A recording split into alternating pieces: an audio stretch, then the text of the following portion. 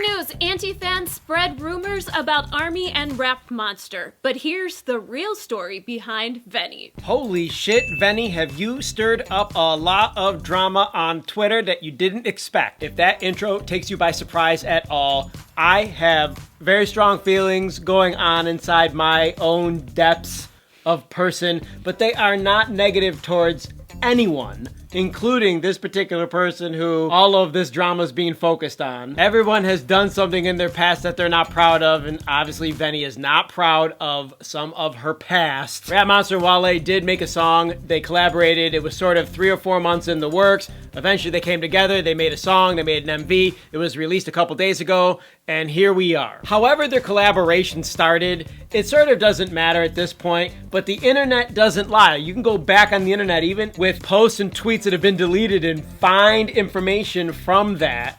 And that's sort of what the situation is. Can you go into the timeline on some of the events that have happened here? I will, but first I'm going to save my opinions and thoughts until the end, and I'm going to just try to report some of the facts that have come out. On October 26th of last year, Veni tweeted out that Namjoon, or Rap Monster, freestyled over Wale's song.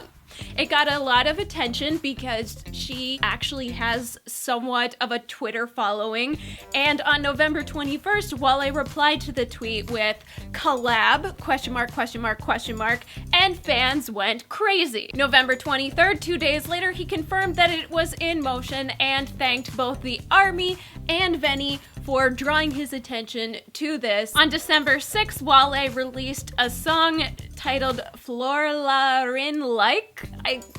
Pardon my pronunciation.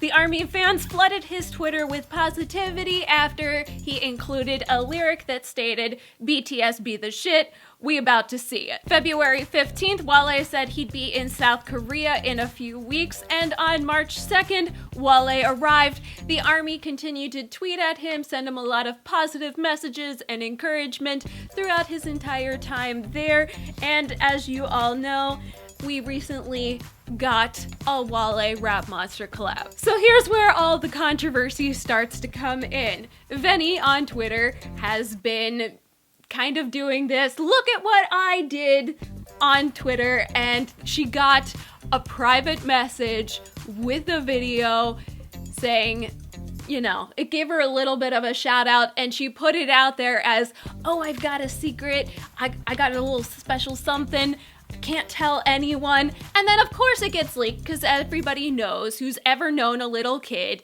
who has a secret, people can't keep secrets, especially on the internet. And as anyone knows who's in the spotlight at all on the internet, people also like to dig up the past, especially people who are associated with celebrities, as we've been talking about recently. If you've got any shit in your past, that shit is gonna get drug up and drug through everything. So the issue with Veni is back in 2012, when she became popular on Twitter, she had a history of extreme racism, of sexism, and also sexual objectification of men, and she's also been known to post things that are kind of bordering on pro-rape. Before you continue, I just want to make an observation on the tweets from 2011 and 2012. Instead of flashing them up there, you can just click the article down below. They're posted in the article. I don't want to read them because they are just horrendously racist. It just looks to me, as someone who's older than most of you and who's also had somewhat of a shady past, just like pretty much everybody. I mean, if you come from the era that I was born in, everybody was racist. I mean, everyone was I grew up with grandparents that were so racist, it was disgusting to be around them. We're talking about my family. I mean, and their friends were all racist, and it all extended out, and it was basically racism.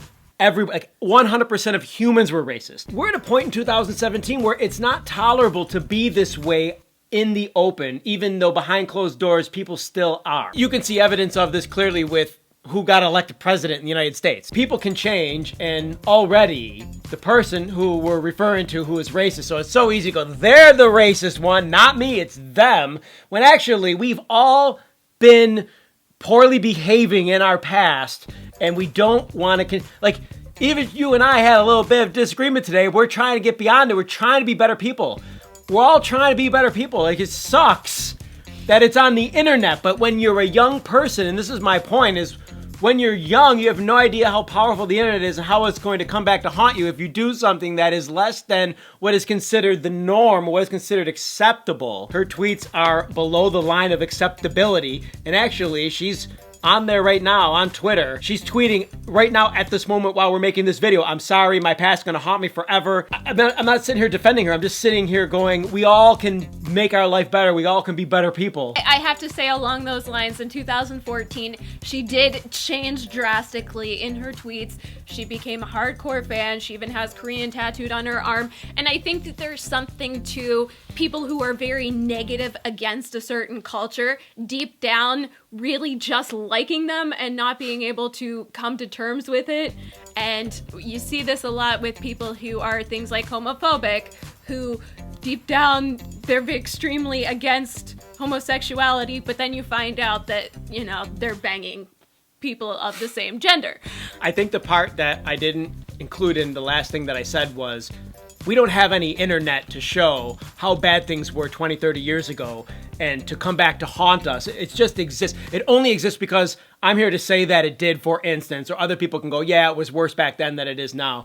It kind of feels like, in some ways, the world is getting worse, but actually when it comes to the way we treat each other, it's getting much better, but it's still obvious who are the badly racist people and who are the mildly racist people and who are the people who are trying not to be racist at all. It takes so much more energy to not be racist at all, ever, than it does to be a little bit racist. It's so easy to just be negative, so hard to be positive all the time. The difference between the way they were then, the way they were now, things are so much better now, but yet you got the internet to point and go, look at that bad person, that fucking racist asshole. Well, and it's not just necessarily even what Veni has done or written in the past, because there was this leaked video, there's been a lot of bad rumors that have come out. A bunch of anti-fans are making up false rumors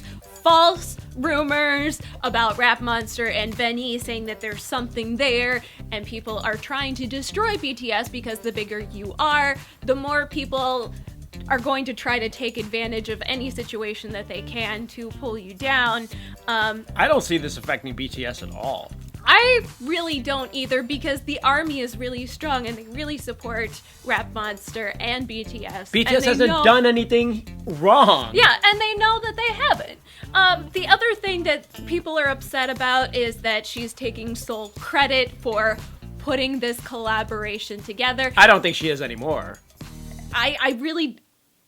I don't know, but I do know that people are upset that she was at one point in time. Sure. And understandably. And that people are also upset because she's claiming to be direct messaging them, or she was, and people were saying it's photoshopped. Did you really do that, Veni? You claim to get direct messages with BTS? What is the moral of the story here?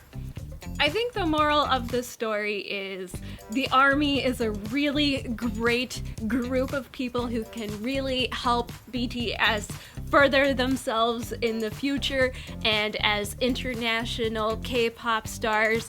But be careful if you're a solo individual who wants to go and say, look what I did! Pat myself on the back, because the internet can be a harsh place. That's an excellent point. I really would also like to say, because I firmly believe that it wasn't one person's doing that helped Wale make the decision to go to South Korea and collab with Namjoon. I'm calling him Namjoon now. That's so crazy. Rap Monster. Yeah, Wale made that decision to do it because he saw how big the ARMY is and how popular BTS is, and so he wants to do it because there might have been someone who notified him or brought it to his attention, but actually his manager brought it to his attention. So, like, or whatever, we don't even know for sure, but, like, it's the love that hundreds of thousands of people who are in a big fandom support and create that makes it so someone like Wale, who doesn't really seem matched up with a K-pop star, they end up together in a video together with a really dope song and a sweet MV. Like, that's because of you guys. If you're an ARMY, you're watching this, pat yourself on the back. You did this in part, and it's everybody's effort together. Don't you feel like that's the truth? I totally feel like that's the truth. I think that this is kind of the direction that K-pop is going, and I couldn't be more excited for it. Oh, yeah. Interesting question for all of you watching to close out this video. Comment down below if in your life you've never met even a mildly racist person. Like, who has gone about your entire life, that you're 16 years old or you're 25 years old, and you've never met a racist person in your life? I mean, think about that. We've all met racist people. Like, we all have. They're everywhere. It isn't like there's 20% of people in the world that aren't racist. It just makes you think. Every time this racist topic comes up, it's like, why do we live in a fantasy that some people are racist and some people aren't? And it's just a complicated situation in 2017 we find ourselves in. It is very complicated and complex. I also want to say, if you have somebody that you would, in your mind, like to see BTS collab with, future collabs, because those are the things that we like to talk about, leave that in the comment section. Leave anything you want down below. We'll read it. Click the like button. Thank you for supporting us. Click the bell for notifications. Check out the link to Kgal. And don't forget to subscribe for more HallyuBack news. That's it. We're out of here. Hasta luego.